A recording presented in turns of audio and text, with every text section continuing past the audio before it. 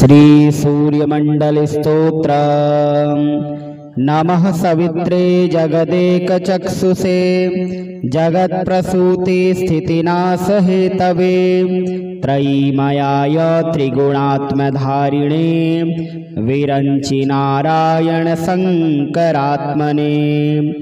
यन्मण्डलं दीप्तिकरं विशालं रत्नप्रभं तीव्रमनादिरूपं दारिद्र्यदुःखक्षयकारणं च पुनातु मां तत्सवितुर्वरेण्यं। यन्मण्डलं देवगणेषु पूजितं विप्रैस्तुत्यं भावमुक्तिकोविदं तं देवदेवं प्रणमामि सूर्यं पुनातु मां तत्सवितुर्वरेण्यं। यन्मण्डलं ज्ञानघनं त्वगम्यं त्रैलोक्यपूज्यं त्रिगुणात्मरूपं समस्ततेजोमयदिव्यरूपं पुनातु मां तत्सवितुर्वरेण्यं। यन्मण्डलं गूढमतिप्रबोधं धर्मस्य वृद्धिं कुरुते जनानां यत् सर्वपापक्षयकारणं च पुनातु मां तत्सवितुर्वरेण्यं। यन्मण्डलं व्याधिविनाशदक्षं यदृग्यजुःसामसु सम्प्रगीतं प्रकाशितं येन च भूर्भुवस्वः पुनातु मां तत्सवितुर्वरेण्यं। यन्मण्डलं वेदविदो वदन्ति गायन्ति यच्चारणसिद्धसङ्गाः यद्योगितो योगजुषां च सङ्गाः पुनातु मां तत्सवितुर्वरेण्यं। यन्मण्डलं सर्वजनेषु पूजितं ज्योतिश्च कुर्यादिह मृत्यलोके यत् कालकल्पक्षयकारणं च पुनातु मां तत्सवितुर्वरेण्यं। यन्मण्डलं विश्वसृजां प्रसिद्धमुत्पत्तिरक्षाप्रलयप्रगल्भं यस्मिन् जगत्संहरतेऽखिलं च पुनातु मां तत्सवितुर्वरेण्यं। यन्मण्डलं सर्वगतस्य विष्णो रात्मा परं धाम विशुद्धतत्त्वं सूक्ष्मान्तरे योगपथानुगम्यं पुनातु मां तत्सवितुर्वरेण्यं। यन्मण्डलं वेदविदे वदन्ति गायन्ति यच्चारणसिद्धसङ्गाः यन्मण्डलं वेदविदः स्मरन्ति पुनातु मां तत्सवितुर्वरेण्यं। नमः सवित्रे जगदेकचक्षुषे जगत्प्रसूते स्थितिनाशहेतवे त्रयीमयाय त्रिगुणात्मधारिणे विरंचि नारायण शंकरात्मने। यन्मण्डलं दीप्तिकरं विशालं रत्नप्रभं तीव्रमनादिरूपं दारिद्र्यदुःखक्षयकारणं च पुनातु मां तत्सवितुर्वरेण्यं। यन्मण्डलं देवगणेषु पूजितं विप्रैस्तुत्यं भावमुक्तिकोविदं तं देवदेवं प्रणमामि सूर्यं पुनातु मां तत्सवितुर्वरेण्यं। यन्मण्डलं ज्ञानघनं त्वगम्यं त्रैलोक्यपूज्यं त्रिगुणात्मरूपं समस्ततेजोमयदिव्यरूपं पुनातु मां तत्सवितुर्वरेण्यं। यन्मण्डलं गूढमतिप्रबोधं धर्मस्य वृद्धिं कुरुते जनानां यत् सर्वपापक्षयकारणं च पुनातु मां तत्सवितुर्वरेण्यं। यन्मण्डलं व्याधिविनाशदक्षं यदृग्यजुःसामसु सम्प्रगीतं प्रकाशितं येन च भूर्भुवस्वः पुनातु मां तत्सवितुर्वरेण्यम् यन्मण्डलं वेदविदो वदन्ति गायन्ति यच्चारणसिद्धसङ्गाः यद्योगितो योगजुषां च सङ्गाः पुनातु मां तत्सवितुर्वरेण्यम् यन्मण्डलं सर्वजनेषु पूजितं ज्योतिश्च कुर्यादिह मृत्यलोके यत्कालकल्पक्षयकारणं च पुनातु मां तत्सवितुर्वरेण्यम् यन्मण्डलं विश्वसृजां प्रसिद्धमुत्पत्तिरक्षा प्रलयप्रगल्भम् यस्मिन् जगत्संहरतेऽखिलं च पुनातु मां तत्सवितुर्वरेण्यम् यन्मण्डलं सर्वगतस्य विष्णो रात्मा परं धाम विशुद्धतत्त्वं सूक्ष्मान्तरे योगपथानुगम्यं पुनातु मां तत्सवितुर्वरेण्यम् यन्मण्डलं वेदविदे वदन्ति गायन्ति यच्चारणसिद्धसङ्गाः यन्मण्डलं वेदविदः स्मरन्ति पुनातु मां तत्सवितुर्वरेण्यम् नमः सवित्रे जगदेकचक्षुषे जगत्प्रसूते स्थितिनाशहेतवे त्रयीमयाय त्रिगुणात्मधारिणे विरञ्चि नारायण शङ्करात्मने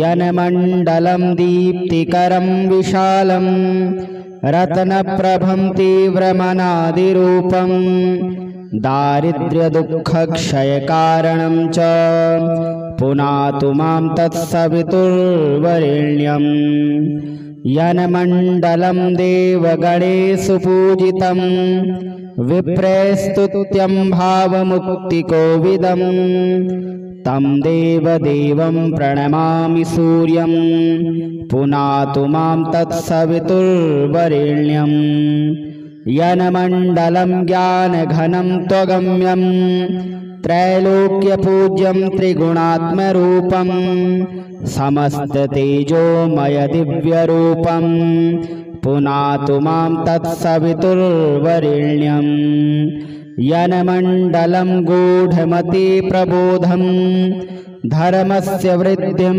कुरुते जनानां यत् सर्वपापक्षयकारणं च पुनातु मां तत्सवितुर्वरेण्यम् यन्मण्डलं व्याधिविनाशदक्षं यदृग्यजुःसामसु सम्प्रगृतं प्रकाशितं येन च भूर्भुवस्वः पुनातु मां तत्सवितुर्वरेण्यम् यन्मण्डलं वेदविदो वदन्ति गायन्ति यच्चारणसिद्धसङ्गाः यद्योगितो योगजुषां च सङ्गाः पुनातु मां तत्सवितुर्वरेण्यम् यन्मण्डलं सर्वजनेषु पूजितं ज्योतिश्च कुर्यादिह मृत्यलोके यत्कालकल्पक्षयकारणं च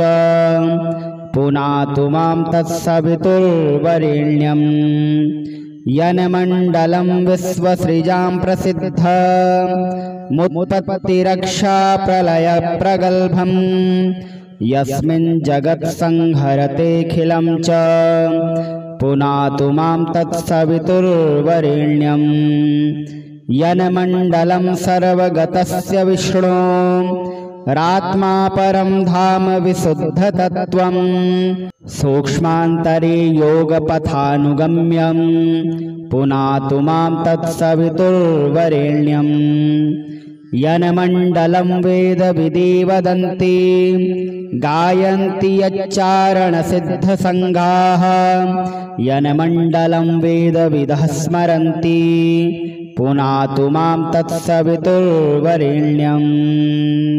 नमः सवित्रे जगदेकचक्षुषे जगत्प्रसूति स्थितिनाशहेतवे त्रयीमयाय त्रिगुणात्मधारिणे विरञ्चि नारायण शङ्करात्मने। यन्मण्डलं दीप्तिकरं विशालं रत्नप्रभं तीव्रमनादिरूपं दारिद्र्यदुःखक्षयकारणं च पुनातु मां तत्सवितुर्वरेण्यम्। यन्मण्डलं देवगणेषु पूजितं विप्रैस्तुत्यं भावमुक्तिकोविदं तं देवदेवं प्रणमामि सूर्यं पुनातु मां तत्सवितुर्वरेण्यम्।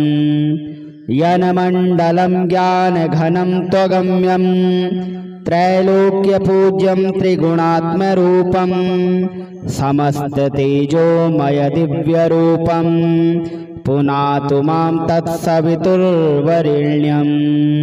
यन्मण्डलं गूढमतिप्रबोधं धर्मस्य वृद्धिं कुरुते जनानां यत् सर्वपापक्षयकारणं च पुनातु मां तत्सवितुर्वरेण्यम्। यन्मण्डलं व्याधिविनाशदक्षं यदृग्यजुःसामसु सम्प्रगीतं प्रकाशितं येन च भूर्भुवस्वः पुनातु मां तत्सवितुर्वरेण्यम्। यन्मण्डलं वेदविदो वदन्ति गायन्ति यच्चारणसिद्धसङ्गाः यद्योगितो योगजुषां च सङ्गाः पुनातु मां तत्सवितुर्वरेण्यम्। यन्मण्डलं सर्वजनेषु पूजितं ज्योतिश्च कुर्यादिह मृत्यलोके यत् कालकल्पक्षयकारणं च पुनातु मां तत्सवितुर्वरेण्यम्।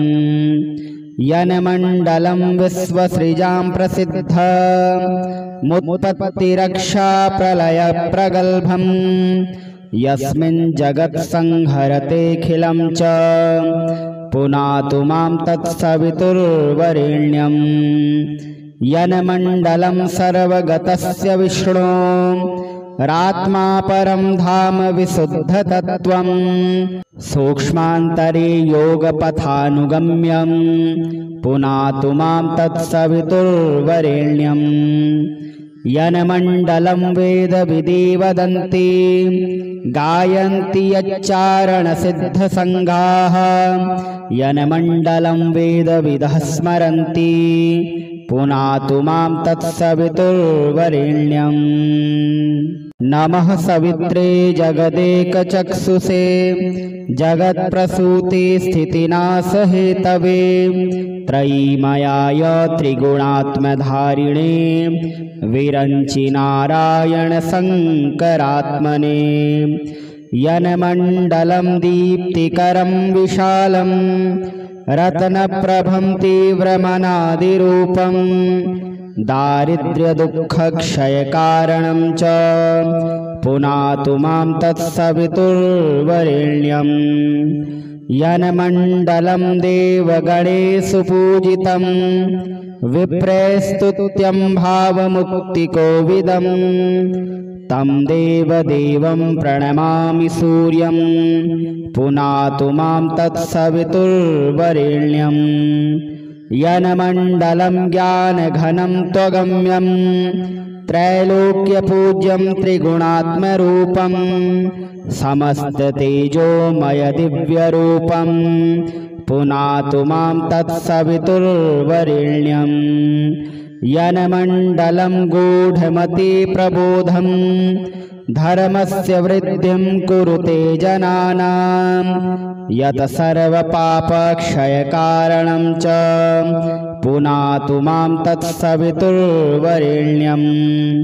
यन्मण्डलं व्याधिविनाशदक्षं यदृग्यजुःसामसु सम्प्रगीतं प्रकाशितं येन च भूर्भुवस्वः पुनातु मां तत्सवितुर्वरेण्यम् यन्मण्डलं वेदविदो वदन्ति गायन्ति यच्चारणसिद्धसङ्गाः यद्योगितो योगजुषां च सङ्गाः पुनातु मां तत्सवितुर्वरेण्यम् यन्मण्डलं सर्वजनेषु पूजितं ज्योतिश्च कुर्यादिह मृत्यलोके यत्कालकल्पक्षयकारणं च पुनातु मां तत्सवितुर्वरेण्यम् यन्मण्डलं विश्वसृजां प्रसिद्धमुत्पत्तिरक्षाप्रलयप्रगल्भम्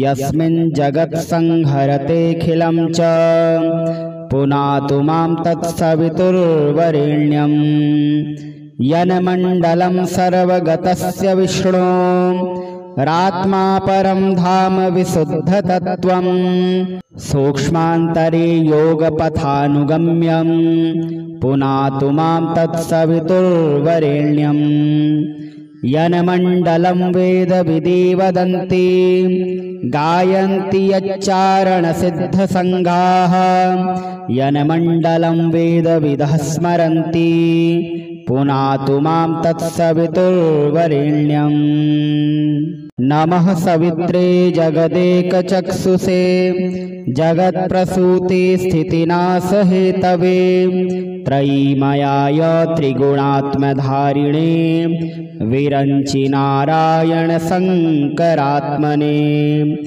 यन्मण्डलं दीप्तिकरं विशालं रत्नप्रभं तीव्रमनादिरूपं दारिद्र्यदुःखक्षयकारणं च पुनातु मां तत्सवितुर्वरेण्यम् यन्मण्डलं देवगणेषु पूजितं विप्रैस्तुत्यं भावमुक्तिकोविदं तं देवदेवं प्रणमामि सूर्यं पुनातु मां तत्सवितुर्वरेण्यम् यन्मण्डलं ज्ञानघनं त्वगम्यं त्रैलोक्यपूज्यं त्रिगुणात्मरूपं समस्ततेजोमयदिव्यरूपं पुनातु मां तत्सवितुर्वरेण्यम् यन्मण्डलं गूढमतिप्रबोधं धर्मस्य वृद्धिं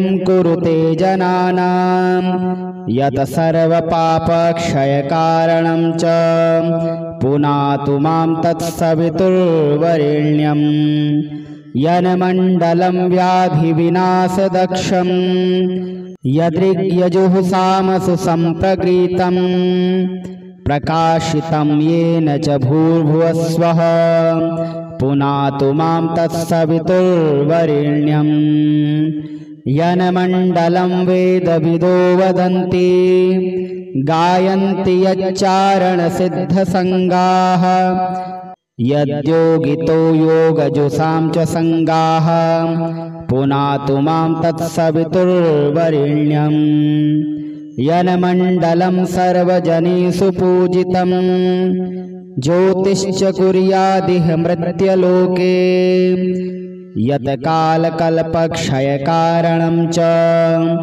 पुनातु मां तत्सवितुर्वरेण्यम् यन्मण्डलं विश्वसृजां प्रसिद्धमुत्पत्तिरक्षाप्रलयप्रगल्भम् यस्मिन् जगत्संहरतेऽखिलं च पुनातु मां तत्सवितुर्वरेण्यम् यन्मण्डलं सर्वगतस्य विष्णो रात्मा परं धाम विशुद्धतत्त्वं सूक्ष्मान्तरे योगपथानुगम्यं पुनातु मां तत्सवितुर्वरेण्यम् यन्मण्डलं वेदविदे वदन्ति गायन्ति यच्चारणसिद्धसङ्गाः यन्मण्डलं वेदविदः स्मरन्ति पुनातु मां तत्सवितुर्वरेण्यम्। नमः सवित्रे जगदेकचक्षुषे जगत्प्रसूते स्थितिनाशहेतवे त्रयीमयाय त्रिगुणात्मधारिणे विरञ्चि नारायण शङ्करात्मने यन्मण्डलं दीप्तिकरं विशालं रत्नप्रभं तीव्रमनादिरूपं दारिद्र्यदुःखक्षयकारणं च पुनातु मां तत्सवितुर्वरेण्यं यन्मण्डलं देवगणेषु पूजितं विप्रैस्तुत्यं भावमुक्तिकोविदं तं देवदेवं प्रणमामि सूर्यं पुनातु मां तत्सवितुर्वरेण्यं यन्मण्डलं ज्ञानघनं त्वगम्यं त्रैलोक्यपूज्यं त्रिगुणात्मरूपं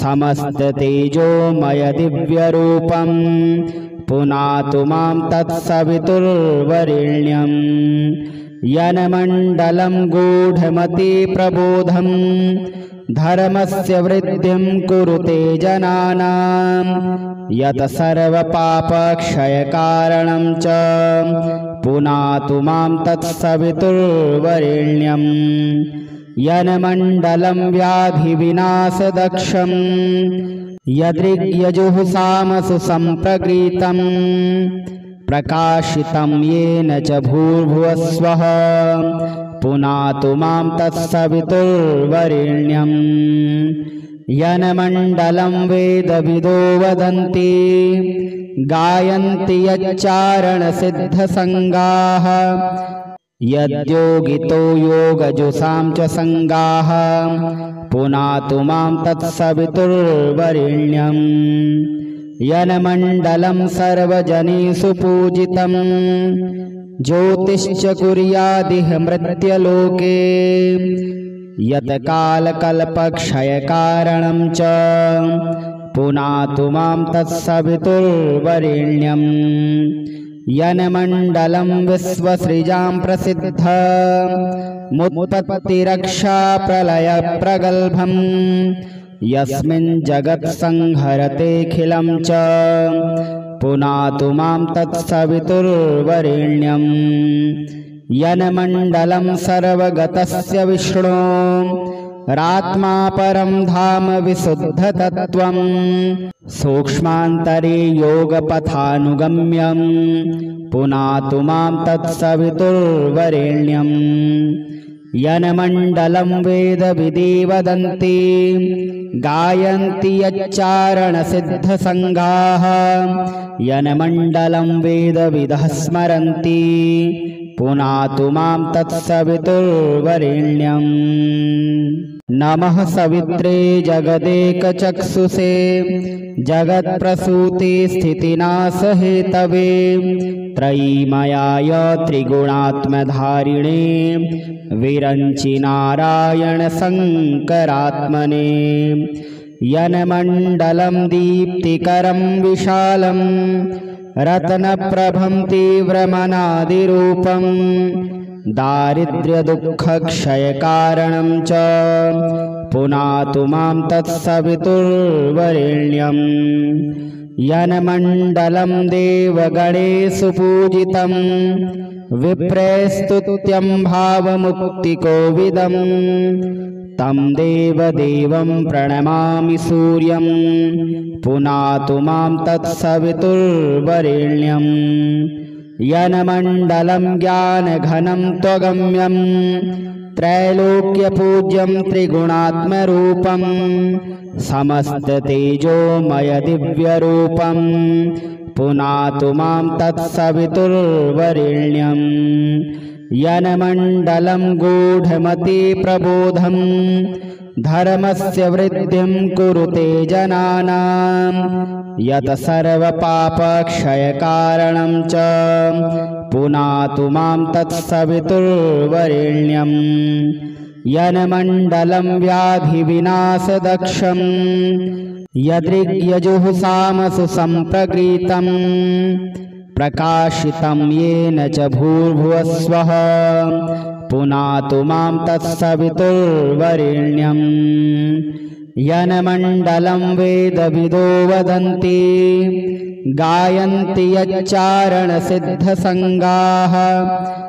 यद्योगितो योगजुषां च सङ्गाः पुनातु मां तत्सवितुर्वरेण्यं यन्मण्डलं सर्वजनेषु पूजितं ज्योतिश्च कुर्यादिह मृत्यलोके यत्कालकल्पक्षयकारणं च पुनातु मां तत्सवितुर्वरेण्यं यन्मण्डलं विश्वसृजां प्रसिद्धमुत्पत्तिरक्षाप्रलयप्रगल्भं यस्मिन् जगत्संहरतेऽखिलं च पुनातु मां तत्सवितुर्वरेण्यं यन्मण्डलं सर्वगतस्य विष्णो रात्मा परं धाम विशुद्धतत्त्वं सूक्ष्मान्तरे योगपथानुगम्यं पुनातु मां तत्सवितुर्वरेण्यं